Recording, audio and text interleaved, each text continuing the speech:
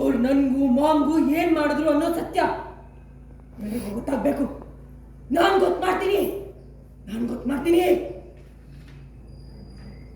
ನೀನೇನ್ ನ್ಯಾಯವಾದಿ ಅಲ್ಲ, ನ್ಯಾಯಾಧೀಶ. ಹೀಗೆ ಇನ್ನೊಬ್ಬರ ದೇಹದಲ್ಲಿ ಕೂತು ಸತ್ಯ ಹೇಳ್ತೀನಿ ಅಂತ ದೇಹನ ನೆನೆಸೋದು ತಪ್ಪಲ್ಲ. ಸತ್ತೋರು ಬದುಕ್ದವ್ರ ದೇಹ ಹಿಂಸೆ ಕೊಡೋದು ತಪ್ಪು.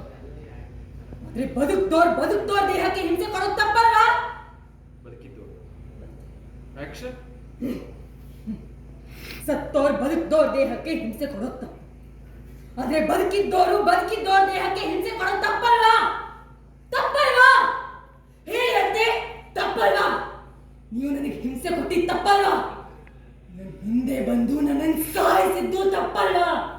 ನನಗೆ ಅನ್ಯಾಯ ಮಾಡಿದ್ದು ತಪ್ಪಲ್ವಾ? ನಾನೇನು ಅನ್ಯಾಯ ಮಾಡಿಲ್ಲ. ಸುಳ್ಳು.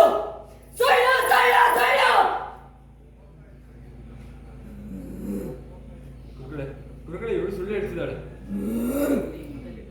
ಆತ್ಮ ಸುಳ್ಳು ಹೇಳಲ್ಲ ತಾಯಿ. ಅದೇನಿದ್ರು ಮನುಷ್ಯನ ಸಂಕುಚಿತ ಮನೋಭಾವ. ಆತ್ಮದ ಉದ್ದೇಶ ನಿಖರವಾಗಿದೆ. ಅದು ಯಾರಿಗೂ ಕೆಡುಕು ಮಾಡಕ್ ಬಂದಿಲ್ಲ. ಅದರ ನೋವು ಪ್ರಶ್ನೆ ಕೇಳ್ತಿದೆ, ನೀವು ಉತ್ತರ ಕೊಡ್ಬೇಕು. ನಾನೇನು ಮಾಡಿಲ್ಲ, ನನ್ನ ಹತ್ರ ಉತ್ತರ ಇಲ್ಲ. ಉತ್ತರ ಬೇಡ. ಇದು ಸತ್ಯ ಕೇಂದ್ರ. ಸುಳ್ಳು ನಡೆಯಲ್ಲ. ಸತ್ಯ ಯಾರನ್ನೂ ಸುಮ್ಮನೆ ಬಿಡಲ್ಲ. ನಿಮ್ಮನ್ನಂತೂ ಖಂಡಿತ ಸುಮ್ಮನೆ ಬಿಡಲ್ಲ.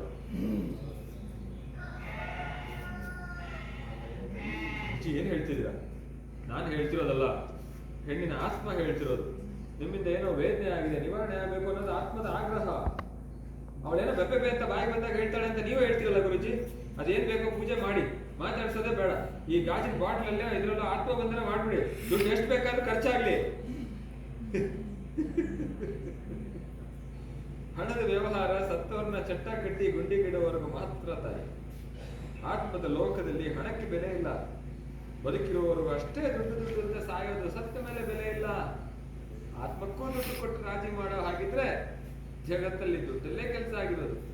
ನನ್ನಿಂದ ಈ ಕೆಲಸ ಆಗೋದಿಲ್ಲ. ನಮಸ್ಕಾರ, ಎದ್ದು ಬಿಡ್ತೀನಿ. ಇದೇಳಿ ಸರ್.